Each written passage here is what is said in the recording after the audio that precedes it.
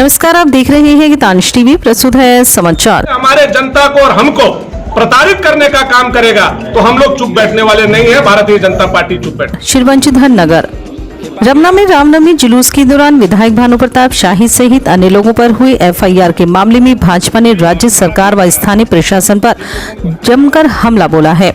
श्री वंशीधर नगर में भाजपा जिला कमेटी द्वारा आयोजित प्रेस वार्ता के दौरान वक्ताओं ने दर्ज प्राथमिकी को 24 घंटे के अंदर वापस नहीं लेने पर उग्र आंदोलन की चेतावनी दी है। प्रेस वार्ता में विधायक भानु प्रताप शाही, जिला महामंत्री संतोष दुबे, विकास स्वदेशी, प्रदेश कार्य समिति सदस्य शारदा महेश प्रताप देव सहित अन्य लोगों ने अपनी बात रखी। वक्ताओं ने कहा कि भाजपा व विधायक भानु प्रताप शाही से झामुमो की सरकार डरी हुई है, फर्जी मुकदमे कर आवाज दबने का काम करना चाहती है, लेकिन यह संभव नहीं है। रमना में जो हुआ वे स्थानीय प्रशासन व सरकार की नीयत पर प्रश्न चिन्ह खड़ा कर रहा है। रमना में रामनवमी के दिन किस पदाधिकारी के कारण जुलूस नहीं निकला, इसकी जांच होनी चाहिए और फिर अगले दिन परमिशन देकर आनंद फानन में रात में मजिस्ट्रेट की प्रतिनियुक्ति करके केस कराया जाता है। प्रेस वार्ता में जिला उपाध्यक्ष राजीव रंजन तिवारी, हरेंद्र दुबे, संजय भगत, मंडल अध्यक्ष कुमार कनिष्क, लक्ष्मण राम, युवा मोर्चा अध्यक्ष विक्रांत सिंह, ओबीसी मंडल अध्यक्ष लाला पासवान, अशोक सेठ, ओम प्रकाश गुप्ता सहित अन्य लोग मौजूद थे। देखिए, हम मामला से डरने वाले आदमी तो है। हमारे ऊपर 353 नहीं 302 लगा करके भी ये सरकार अगर भेजना चाहती है तो हम जाने के लिए तैयार। हमको कहना ये है कि अगर मेरी कोई गलती है, हमारे क्षेत्र की सम्मानित जनता का कोई गलती है, राम भक्तों का कोई गलती है, तो पहले वो प्रमाणित हो। और नहीं तो जिन पदाधिकारियों ने ये गलती की है वो एफआईआर करके राम भक्तों पर और हमारे धर्म और हमारे आस्था पर चोट और कुठाराघात पहुंचाने का काम किया है, सरकार के कहने पर तुष्टीकरण की राजनीति में जो इंस्ट्रूमेंट बनने का काम किया है, उन पर जांच होनी चाहिए। क्यों नहीं नौवीं को हमारा रमुना का जुलूस उठा, जांच इस पर होनी चाहिए। मैं तो नौवीं को नहीं था, मैं 10वीं को भी पूरा दिन नहीं हूं, शाम को मैं वहां शामिल हुआ हूं। इतने देर तक क्यों हमारे रमुना के जुलूस को रोक के रखा गया? किन पदाधिकारी के कहने पर इस तरह के प्रताड़ित हिंदू समाज के लोगों को, बहुसंख्यक समाज के लोगों को किया गया? हमारा प्रश्न आज प्रशासन से ये है। एफआईआर जब किया जाता है भानु प्रताप शाही से, हो सकता है प्रशासन को विद्वेष हो, सरकार के कहने पर हम पर मुकदमा हो, लेकिन इन अबोध बच्चों को जिनको आप देख रहे हैं, जो 5 साल 8 साल 6 साल के लोग हैं, उनका क्या गुनाह था कि उनके ऊपर 353 और डिजास्टर मैनेजमेंट और कोविड उल्लंघन का केस प्रशासन ने करने का काम किया? तो मेरा सवाल बहुत स्पष्ट है, सरकार को इस पर जवाब देना चाहिए। आपकी लड़ाई हमसे है तो 2-2 हाथ विधानसभा के अंदर, विधानसभा के बाहर हम करने के लिए तैयार हैं। राजनीतिक रूप से अगर आप कमजोर हैं तो मैं इस विधानसभा से रिजाइन करता हूं। हिम्मत है तो मुख्यमंत्री आकर के भवनाथपुर विधानसभा से चुनाव लड़े।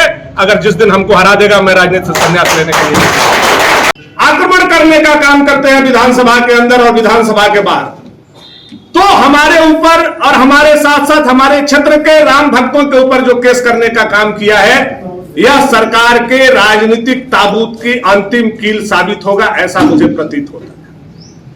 हम लोग डरने वाले नहीं। अगर एक बार जय श्री राम कहने के बाद धारा 353 लगता है और भानु प्रताप शाही के साथ साथ सूर्या क्लब के और उन बच्चों को जेल भेजा जाता है, तो हम लोग 1 लाख बार भी जय श्री राम कहने से नहीं हटेंगे। जेल जाने के लिए हम लोग तैयार हैं, फांसी चढ़ने के लिए भी हम लोग तैयार हैं, लेकिन श्री राम प्रभु का ना नाम हम लोग छोड़ेंगे, ना उनका ध्वज हम लोग झुकने देंगे। ये हम लोगों का कृत संकल्प है और इसके लिए जो भी करना होगा हम लोग करने के लिए तैयार हैं। दुख इस बात का है कि धारा 353 लगाया गया पहली बार जुलूस में। मैं मानता हूं आचार संहिता का उल्लंघन हो सकता है सरकारी दृष्टि से, डिजास्टर मैनेजमेंट का उल्लंघन हो सकता है सरकारी दृष्टिकोण से, यह सरकार का दृष्टिकोण हो सकता है, पदाधिकारियों का दृष्टिकोण हो सकता है, लेकिन आप पत्रकार हैं, सम्मानित जनता है, वह भी जानती है क्या उसमें किसी सरकारी पदाधिकारी ने रोकने का काम जुलूस को किया था, जिसके साथ धक्का मुक्की सूर्या क्लब या हम लोगों के द्वारा किया गया? नहीं किया गया, बल्कि सरकारी पदाधिकारी उस जुलूस के आगे आगे साथ में चल रहे थे और पुलिस के लोग भी चल रहे थे। किसी को खरोच भी नहीं आया, तो किस तरह से धारा 353 लगाया गया? हमारा प्रश्न सरकारी पदाधिकारियों से ही है। कोविड के उल्लंघन में यह दर्शाया गया कि 200 से अधिक संख्या में लोग थे, इसलिए कोविड का उल्लंघन का धारा हम लोगों के ऊपर लगाया गया। अब गढ़वा में ही हजारों हजार लोग थे, तो क्या उनके ऊपर भी कोविड उल्लंघन का मुकदमा होगा? यह नगर उटारी बंसीधर में रामनवमी से पहले बगैर परमिशन का मोटरसाइकिल जुलूस निकाला गया और डीजे बजाया गया, क्या उनके ऊपर धारा 353 के तहत उन झामुमो नेताओं के ऊपर मुकदमा सरकार और सरकार के पदाधिकारी कराना चाहेंगे? तो ये सारे प्रश्न आज ये भवनाथपुर विधानसभा क्षेत्र के जनता और भारतीय जनता पार्टी का सरकार से, सरकार या तो जवाब दे, और नहीं तो भारतीय जनता पार्टी ने जो आज निर्णय लिया है कि हम लोग आगे चल करके इसको आंदोलन का रूपरेखा तैयार करेंगे, पार्टी रूपरेखा तैयार करेगी, पार्टी के बड़े नेता इसमें इन्वॉल्व होंगे और भारतीय जनता पार्टी चुप बैठने वाली नहीं। मैं अभी भी प्रशासन को कहना चाहता हूं, इसकी जांच कराए, इन अबोध बच्चों के ऊपर जो मुकदमा किया गया है उसको FIR को वापस ले।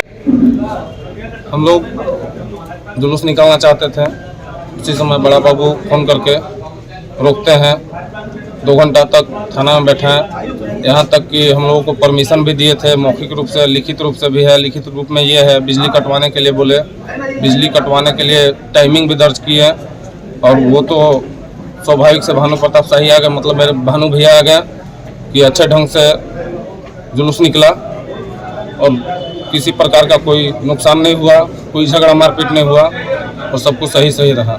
अगर भानु प्रताप शाही नहीं आते तो पता नहीं उस दिन क्या हो जाता। हम लोग तो थाना में बैठे हुए थे। किस लोग पर केस भी हुआ? फिर क्या हुआ? और उसके बाद सुबह में पता चलता है कि किस लोगों के ऊपर केस भी हो गया, और केस ऐसे बच्चों पर किया गया है जो कि 7 साल 8 साल के बच्चे हैं, और हम लोग इस केस के बारे में कुछ जान भी नहीं रहे हैं। अगर राम का नाम लेना गलत है तो हम लोगों को बताया जाए कि कैसे गलत है और क्यों गलत है। क्या नाम है? मेरा नाम Rohit Kumar Soni. Millennium Public School, affiliated to CBSE, 2022-23, open for admission. Facilities, experienced and trained teachers, well-designed infrastructure, library and computer lab, smart classroom, eminent sports facilities, green lush campus, and well-planned playground.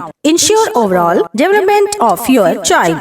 MPS gives an aesthetic and secure environment. Transport facilities available. Hostel facilities available for boys and girls. Please contact Millennium Public School, Vishonpur Nagar, Untari. Contact number 7488729633.